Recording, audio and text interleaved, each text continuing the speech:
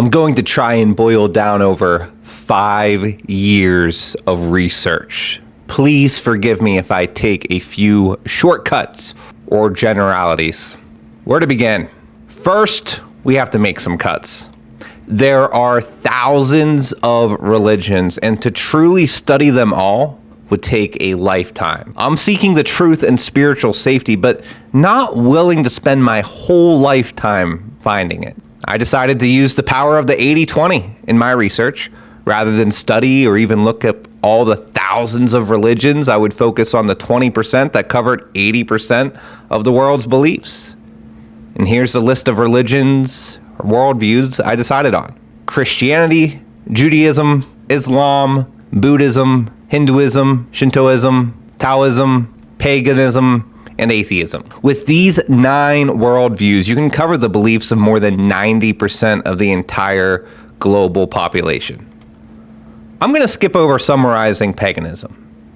If you're reading this, hearing this, and you're a Wiccan or Druid, I do love you, I just can't get my own beliefs to swing that way.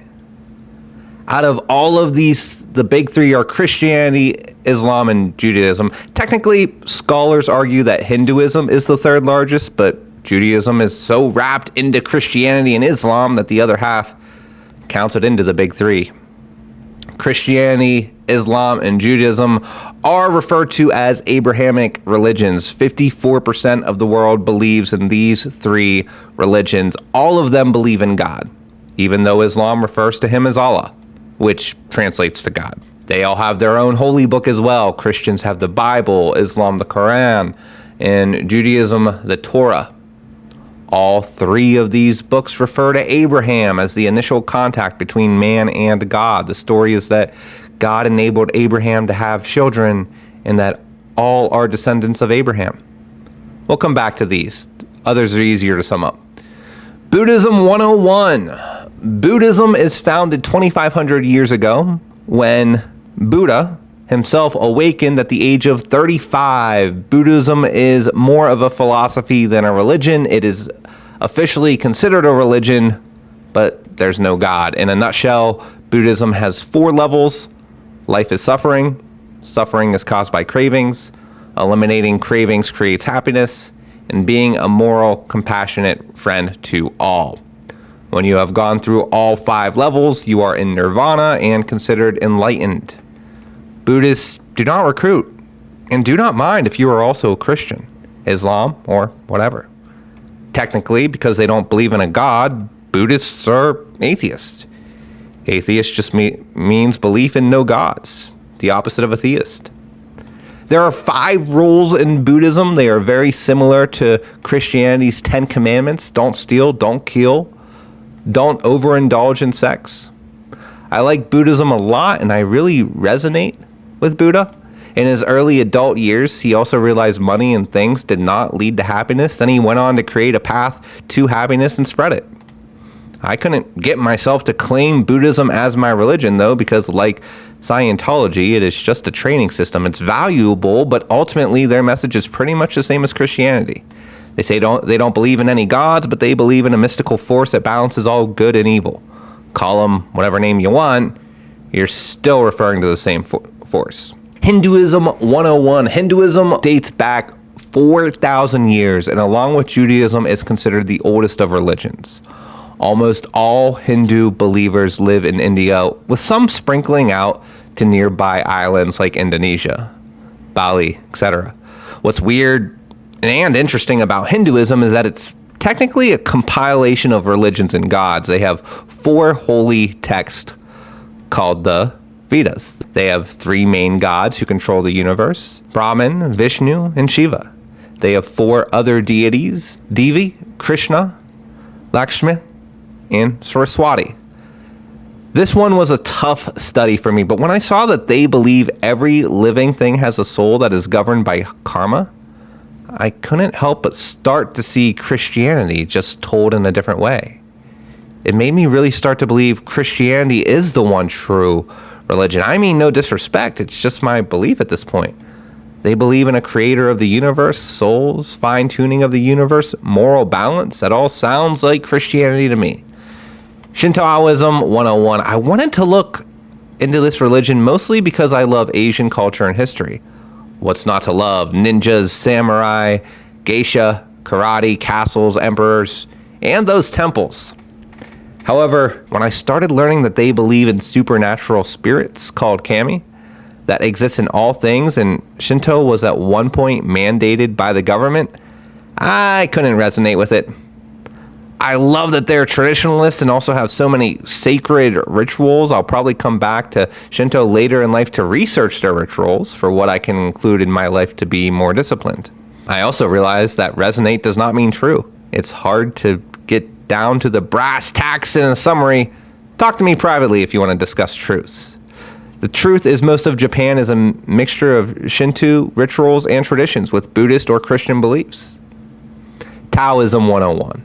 Laozi is the commonly agreed on founder of Taoism. He created the Tao Te Ching, which is considered the main Taoism book. Taoists are pantheistic, meaning they don't separate reality and divinity. In other words, they don't have a god. Taoism translates to the way and is like Scientology or Buddhism in that it's more of a training system, a way of living life more than a belief in a spiritual being or realm. Taoism is more of a set of protocols for living a happy, successful life than it is a spiritual religion. They have a concept called the three treasures, which is compassion, moderation, and humility. I really like Taoism and will continue to read books about it, not as my religion, just as a system to pull more life skills from. I'm all for learning more ways to increase my compassion, moderation, and humility. When you dig deeper into Taoism, you see they believe in the universe, a mystical force, and a system of moral balance. Am I the only one seeing a pattern forming? Atheism 101. There is no single founder of atheism, although it's generally accepted that Richard Dawkins is at the forefront of it. While it is not a religion, it is a rapidly growing worldview. Atheists believe God or gods do not exist. The very start of the universe, space, time was just a random occurrence. They also believe that all the perfectly tuned elements of our planet and universe are not miracles, but just many, many iterations of evolution, making it all look perfectly tuned. And for most of my life, I've been an atheist. So I know their worldview well. The problem is most atheists fall into one of two categories. Category 1, God doesn't exist, but I believe in good and evil. And category 2, anyone who believes in God is a moron. I was the first type of atheist. For years, I told people God and religion are fairy tales made up in antiquity to lead people through fear. Meanwhile, I still felt that same thing created the universe and believed in karmic-like forces. I also had a tattoo of God versus devil on my chest. This is most atheists. They really just have not spent enough time researching both sides. Naturally, then, they don't have a belief in gods, but walk around acting and talking very Christian-like. When probed with the right questions, it becomes clear that they live like a Christian, but speak like an atheist, not out of malice, but from a lack of being exposed to the right evidence and information. The other type of atheist is easily recognizable by their actions. When questioned beyond their surface layer of understanding, they revert to name-calling or ridicule instead of facts. And finally, there are true atheists who have done massive amounts of research and have answers to all the questions. Usually they are very scholarly people. You'll find them as authors, doctors, scientists, and professors. I have a massive respect for true atheists. I respect people who do the work to stand for something they believe deeply. I made sure in my research to study both sides equally, or else I felt my research would be biased and not a real search for truth. After hearing all the atheist arguments, I still feel they did not prove their side. The best of them have differing views on how the universe came to be. They claim science is the ultimate answer. The problem with science being the answer is, first, science has been wrong throughout history. And second, because science cannot answer spiritual questions. That's not my opinion. A quick Google search can show you everything science has gotten wrong over time. Things science was once certain about, but has since changed their answer on. This is because science can only look backwards, not forwards. New data is always coming out and proving old answers wrong. Which leaves me wondering, what data are scientists missing today that will change their minds tomorrow? For my last piece of research, the piece that converted me to Christianity, I can only explain in a story context. After 4 years of full-time travel, we recently moved into this cabin on a mountain in Tennessee. When my new neighbors asked me to come to church, I only did it to be polite. We were new in town. I wanted to meet the neighbors, and then it started. The pastor had this whole sermon about being full of yourself instead of God, leading to feeling unsatisfied. Looking back, I feel as though I was called to church this specific day to hear this specific message that nailed me like lightning bolts between the eyes, but I laughed it off. I chalked it up to hearing what I wanted to hear because I was already searching for something. Started researching with a new goal. This time, prove Christianity wrong. There was no way I was going to admit I was wrong all this time, but worse, that I had been selfish and full of myself. Turns out, I'm not the first person in history to try and prove Christianity wrong. There are volumes of books on the subject. I read, listened to, and watched arguments from Richard Dawkins, Lee Strobel, Sam Harris, Ravi Zacharias, Stephen Hawking, Frank Turek, and many more. For the next 6 weeks, it was all I did every moment I had free, lecture after lecture, book after book, even going so far as tracing the roots of Christianity by studying history. And the harder I tried to prove Christianity wrong, the more evidence I found for believing in the resurrection of Christ. Did you know there were 500 eyewitnesses to the resurrection of Jesus? Or that within a few decades of his life, Jesus is mentioned by both Jewish and Roman historians, corroborating many parts of the New Testament?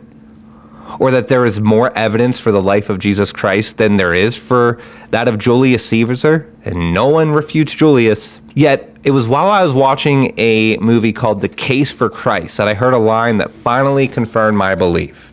He said, "When will enough evidence be enough evidence?" After that, I knew that Christianity was what I was seeking all along. The thing that made me a believer was that you didn't need to go to a church or pay someone money or buy a book to be a Christian. You simply just need to pray for Jesus to be your Savior and love him. What about the Bible? It is an important book to read if you're serious about being a Christian. However, there are many ways to read it for free, from online to libraries to just asking someone to borrow theirs. Any Christian will gladly lend you theirs, or even go buy one for you. This felt like a real God, one who didn't need man-made things or money to do his work. Testimony of Justin Brooke from medium.com. The link to the full article will be linked in the comments and description. Christ is king and every knee will bow. Absolutely.